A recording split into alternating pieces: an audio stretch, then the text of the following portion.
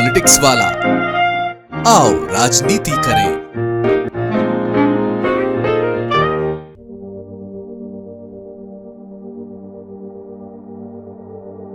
क्या बच्चों की मेहनत पर भी कांग्रेस राजनीति करेगी? 15 अप्रैल को जब 10वीं बोर्ड के नतीजे आए तब नरेला की मेधावी छात्रा हिमांशी धाकड़ के घर सबसे पहले मंत्री विश्वास कैलाश सरंग पहुंचे।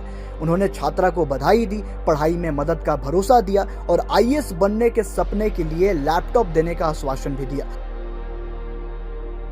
अब इसमें कुछ मेरे लायक जो भी हो, बेटा आपको यूपीएससी की कोचिंग के लिए कोई भी जरूरत हो, कोचिंग हो, कहीं भी कुछ बात हो, कुछ पढ़ाई के लिए कुछ चाहिए तो मुझे बताना, ठीक है? लैपटॉप वगैरह है तो लैपटॉप की जरूरत है? ठीक है, हम दिलवा देंगे लैपटॉप, ठीक है?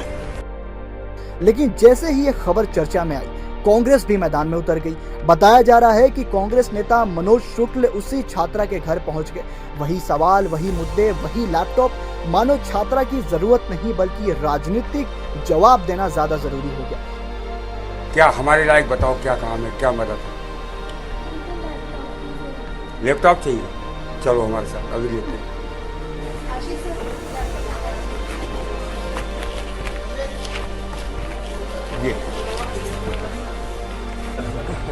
ये ठीक है, डन भैया। ये बहुत आपको बधाई, आपको बहुत शुभकामनाएं। लीजिए, बहुत शुभकामनाएं और खूब खुश रहो। यहाँ सबसे बड़ा सवाल कांग्रेस की नीयत पर उठता है, क्योंकि अगर छात्रा की मदद ही करनी थी तो नरेला में और भी कई मेधावी बच्चे हैं, उनके घर क्यों नहीं गए? पिछले 2 महीनों में मंत्री विश्वास कैलाश सरंग कई बच्चों के घर जाकर उनका सम्मान कर चुके हैं, लेकिन कांग्रेस तब नहीं दिखती। कांग्रेस सिर्फ वही पहुंची जहां सबसे पहले राजनीतिक चर्चा बना दी गई थी। यानी ऐसा लग रहा है कि छात्रा की सफलता कांग्रेस के लिए प्रेरणा नहीं बल्कि बीजेपी को जवाब देने का मौका बन गई। मदद कम और फोटो अब ज्यादा दिखाई दिया।